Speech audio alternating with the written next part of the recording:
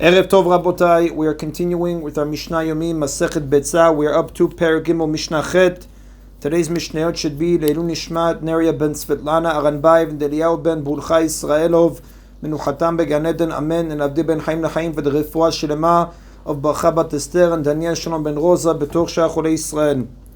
After explaining the rules for buying meat on Yom Tov, the Mishnah now discusses the rules for buying other foods. Although the sages permitted buying food items on Yom Tov, they required that it be done in a different manner than on weekdays, as we learned in the previous Mishnayot in regard to mentioning a price or weighing when buying meat on Yom Tov.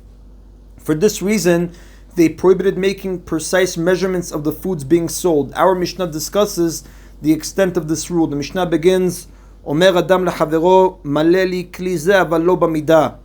A person may say to his friend at Yom Tov, fill this container for me with food or liquid, even though its volume is known, but he may not do so with the container that he uses for measuring, since this is a weekday activity. Now, since he does not mention any specific measure, he is not, in the previous case when we said, when he tells his friend to fill this container for me with food or liquid, even though its volume is known, since he does not mention any specific measure, he is not considered to be performing a weekday activity. Even if the container is fit to be used as a measuring cup, as long as it has not yet been used for measuring, he may ask for it to be filled on Yom Tov, and doing so is not considered a weekday activity. This is permitted even if he intends to use this container as a replacement for his regular measuring cup in case that should break. But like we said, he may not do so with the container that he uses for measuring, since this is a weekday activity. And asking someone to fill a measuring cup is the same as asking for a specific measure and is considered a weekday activity. Rabbi Yehuda says,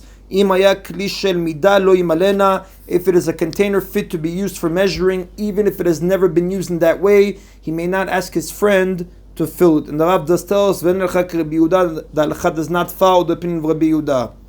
The Mishnah cites the practice of a certain righteous man to avoid the problem of measuring on Yom Tov. Maaseh Abba Shaul ben Botnit. It happened with the sage and merchant Abba Shaul ben Botnit. Sheyam memale midotav me'erev Yom Tov v'notnan lalakochot b'Yom Tov.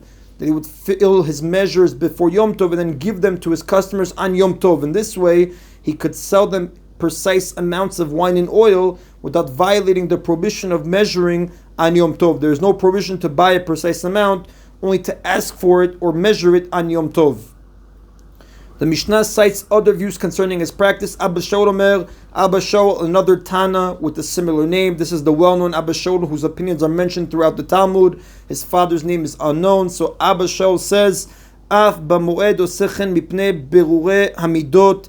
Abba Shaul ben Botnit would do the same even on Chol HaMoed when measuring is permitted because of the foaming of the measures, meaning to allow the foam to settle so that he could then fill the measure to the brim. Since he was pressed for time on Chol HaMoed, he would do this the night before. When wine is, the commentators explain, when wine is poured from one container into another, it often foams, filling the container to the top. When the foam subsides, however, the container is no longer full.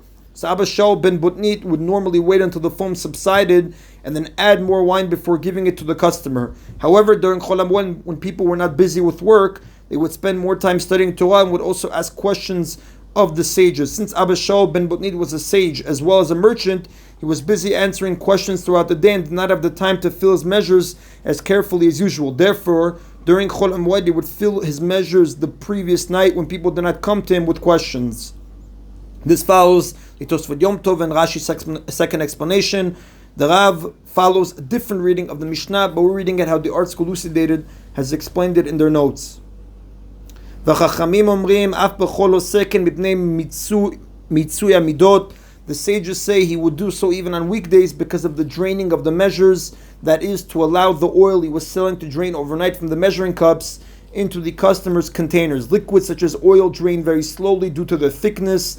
Therefore, Abba Shaul ben Botnit would have the customer bring his container the day before, measure out the oil for him, and have the measure drain into the customer's container overnight. Now, the Gemara notes that Abba Shaul ben Botnit was not required to act this way, since it is understood that a measuring cup will have a certain amount of foam or oil adhering to his sides, and customers do not want to wait for it to subside or drain. As Rashi explains on page 29a in Masechet Beitzah, nevertheless, he was strict with himself and acted with great honesty. The Mishnah concludes with another law relating to buying food on Yom Tov.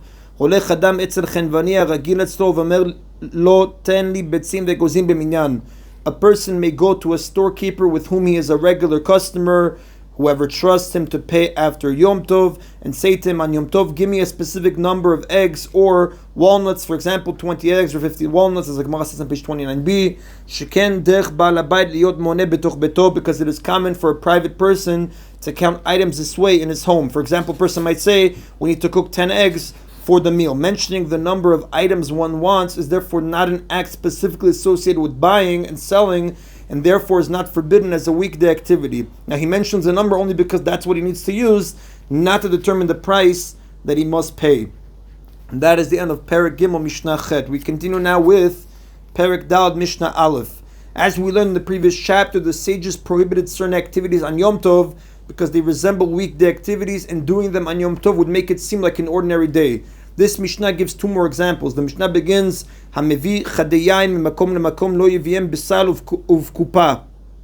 One who brings jugs of wine from place to place on Yom Tov may not bring them in a basket or a box, even if it is not full. Since a basket or a box is usually used to carry a large quantity of wine, he appears to be carrying a heavy burden, which is a weekday activity. But he may bring jugs of wine on his shoulder or hold them in his hands before him, because that is how one usually carries small quantities of wine, and therefore does not resemble a weekday activity. Now, the Tosfot Yom Tov explains people used big baskets and boxes to carry 3 or more jugs of wine, but they would use their hands or shoulders to carry a smaller number of jugs. Since the problem here is the appearance of weekday activity, we are concerned with how one carries the wine and not necessarily with the number of jugs one carries. A person may not carry even one jug in a basket or box, but he may carry many jugs by hand or on his shoulder. The Mishnah continues, Similarly, one who carries a box of straw may not sling the box over his back to carry it, because he would appear to be carrying a large amount or preparing to travel a long way, and these are weekday activities, as Rashi explains on page 29b in Masechet Beitzah. Aval miviyahu biyado, but he may carry it in his hand. Now the Mishnah states another law about the use of straw on Yom Tov. This law is the first of many in this chapter that are based on the rules of muktzeh, items that are set apart and not intended for use on Shabbat or Yom Tov, which are therefore rabbinically forbidden to be moved. The Mishnah continues, umatchilin ba'aremat teven, and we may begin taking stalks from a new pile of straw, even though the owner had not planned before Yom Tov to use the straw on Yom Tov. Now there's a basic dispute between Tanaim about the definition of muktzeh. Rabbi Yehuda holds that any object the owner did not plan or expect to use on Shabbat or Yom Tov is considered to be set apart, muktzeh, from use. Rabbi Shimon takes a more lenient view. He holds that as long as something is fit for use, it is not considered set apart unless the owner decided not to use it. Therefore, if the owner had no plans to use a particular object, but he was not opposed to its use, it is muktzeh according to Rabbi Yehuda, but permitted according to Rabbi Shimon. The Tana of our Mishnah follows Rabbi Shimon's view. He rules, therefore, that since the straw is usable, it is not muktzeh, even though the owner had not planned to use it on Yom Tov. This is not, however, the view taken in the later Mishnayot in this chapter. The Mishnah continues, Avalo be'itzim sheba muktzeh, but we may not begin taking lumber that is in a backyard storage area and use it to fuel a fire. This wood is not intended for permissible Yom Tov use like firewood, but for construction, which is forbidden on Yom Tov and is therefore muktzeh.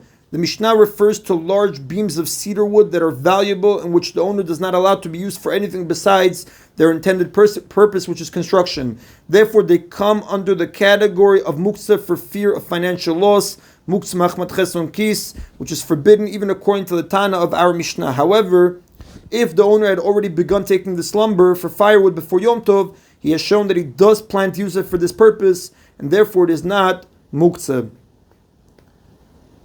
And that is the end of today's Mishna Yomi. Baruch Adonai Leolam. Amen v'amen.